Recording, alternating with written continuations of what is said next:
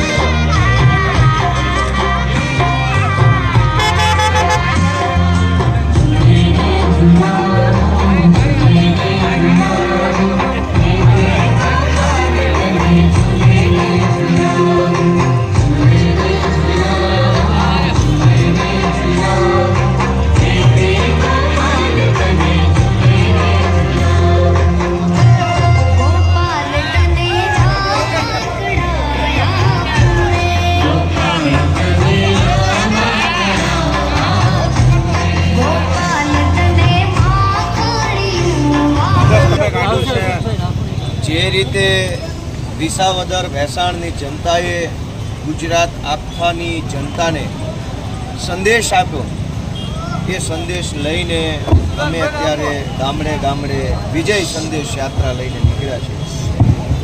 વિસાવદર વિધાનસભાની ચૂંટણીમાં એક તરફ આખી સરકાર, તમામ મંત્રી, ધારાસભ્યો, સાંસદો, બુટલેગરો, ગુંડાઓ, બળાત્કારીઓ બધા જ લોકોનું સમર્થન ભાજપને હતું. આમ જનતા, ખેડૂતો, વેપારીઓ, પશુપાલકો, રત્ન કલાકારો એવા માણસોનું સમર્થન આમ આદમી પાર્ટીને હતું. અને એક તરફ સત્તા અને એક તરફ આમ જનતાના આ ભીષણ લડાઈની અંદર આમ જનતાનો વિજય થયો. અને એ વિજયનો સંદેશ સુરેન્દ્રનગરના ઘર ઘર સુધી પહોંચાડવા માટે આજે આ વિજય સંદેશ યાત્રાનું આયોજન કર્યું. સમગ્ર ગુજરાતમાં ખૂબ ઉત્સાહ અને જબરજસ્ત ઉર્જાનો માહોલ. ચૂંટણીનું પરિણામ 23 તારીખે આવ્યું, આજે 7 તારીખ થવા આવી, 15 દિવસ થવા આવ્યા, તેમ છતાં પણ આટલો ને આટલો ઉત્સાહ, આટલી ને આટલી ઉર્જા મને એમ લાગે છે ગુજરાતના ઇતિહાસમાં પહેલીવાર આટલી ખુશી ગુજરાતની જનતાને થઈ રહી છે. આ જીત છે એ ગુજરાતની કરોડો લોકોની આશા અને સપનાની જીત છે, એટલે ગુજરાતના લોકો આ જીતને ઉજવી રહ્યા છે. સુરેન્દ્રનગરના સૌ લોકોને હું વિનંતી કરવા માગું છું કે આવો આપણે બધાય સાથે મળીને આ શહેરને આગળ લઈ જવા માટે, વિકાસ કરવા માટે, સારામાં સારી સુવિધાઓ માટે થઈ એક વખત બધાય આમ આદમી પાર્ટી સાથે જોડાઈને આગળ વધીએ એવી મારી વિનંતી. ખાસ કરીને આપવાળા ઉપર કેસ કરે છે પોલીસ, અને સુરેન્દ્રનગરમાં પણ કરવામાં આવ્યા. શું કહેશો? ગુજરાતમાં ભાજપનો પટ્ટો પહેરીને બળાત્કાર કરે તો સુરેન્દ્રનગરમાં એની ઉપર FIR નહીં થાય. ગુજરાતમાં ભાજપનો હોદ્દેદાર બની અને ખનીજ ચોરી કરશે તો FIR નહીં થાય. ભાજપનો કાર્યકર્તા બનીને ડ્રગ્સ વેચે તો FIR નહીં થાય. ભાજપ પાર્ટીમાં જોડાઈને સરકારી કામોમાંથી કટકી કરશે, ટેન્ડર અને કોન્ટ્રાક્ટમાંથી, તો FIR નહીં થાય. પણ ભાજપમાં નહીં હોય અને જનતા માટે લડશે, રોડ રસ્તા, વીજળી, પાણી, ગટરની સમસ્યા માટે લડતા હશે તો સિંઘમો આવીને પકડી જશે. એટલે કે ગુજરાતમાં બે કાયદા છે, એક ભાજપના લોકો માટેનો અને એક આમ જનતા માટેનો. આમ જનતાના કાયદામાં દબાવી દેવાનો કાયદો છે અને ભાજપના કાયદામાં છૂટ આપવાનો કાયદો છે. ગુજરાતની જનતાને અમારું આહવાન છે કે આ તાનાશાહીને ઓળખે, પોતાનો આત્મા જગાડે, પોતાના મનને ઢંઢોળે અને આત્મા જગાડીને ગુજરાતમાં બદલાવ લાવવા માટે સૌ પોતાનું યોગદાન આપે. ખાસ કરીને પોલીસ આપવાળાને દબાવવાની વાત કરે શું કહેશો? જે કીધું મેં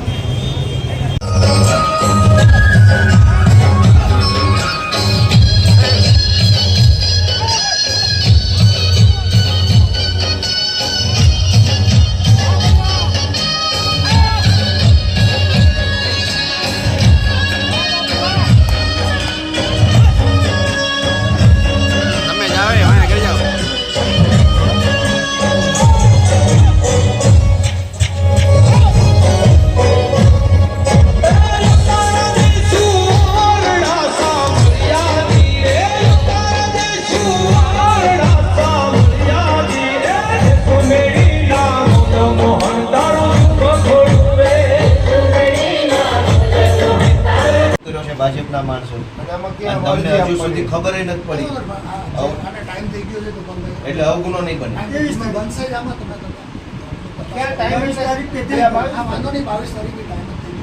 એમ નહીં, ભાજપ વાળાએ રોડ રોક્યો સાહેબ 1 મિનિટ તો તમને 23 તારીખની ઘટના હજુ નથી ખબર પડી. અમે રોડ ઉપર ડિલિવરી થઈ ગઈ ચીકરાની કીચડમાં અને અમે એમાં સપોર્ટમાં ગયા તો ખબર પડી ગઈ. અચ્છા, બીજી એક વાત તમને કહી કે આવી રીતે કોઈ પણ સામાજિક અમારા કાર્યક્રમ કોઈ પણ જગ્યાએ મતલબ આજે બીજે પણ જાશો, એક પ્રદેશ અધ્યક્ષ તરીકે મારી એ વિનંતી છે કે આમ આદમી પાર્ટીનો કાર્યકર્તા ક્યાંક ખરાબ નહીં કરે. ખરાબ કરશે તો મને અંદર નાખી દે, કોઈ વાંધો નથી. પણ જે સમાજના કામો કરે છે મહેરબાની કરીને એને આ લોકો તમને આગળ કરે છે, એમનામાં તાકાત નથી સામે કોઈ છાતી રડવાની, તો મહેરબાની કરીને નહીં તો શું થશે, નહીં તો એક કાર્યક્રમ સીએમ અને મુખ્યમંત્રીનો કાર્યક્રમ હોય અને મારો એક કાર્યકર્તા અંદર વયો જાય, તમારી નોકરી જાય કે ન જાય, એવું નથી કરતા. અમે તમને સપોર્ટ કરી છે. મારી ખાલી એટલી જ વિનંતી છે કે એવું ક્યારેય નહીં થાય. પણ ખાલી એટલી વિનંતી છે કે આમને ખોટી રીતે કોઈ પરેશાન આગામી સમયમાં ક્યાંય ન કરવા. ખાતરી દીધી અમે રચનાત્મક જ હોય આમ આદમી પાર્ટી કાર્યકર એમને કહેલું જ છે સાહેબ.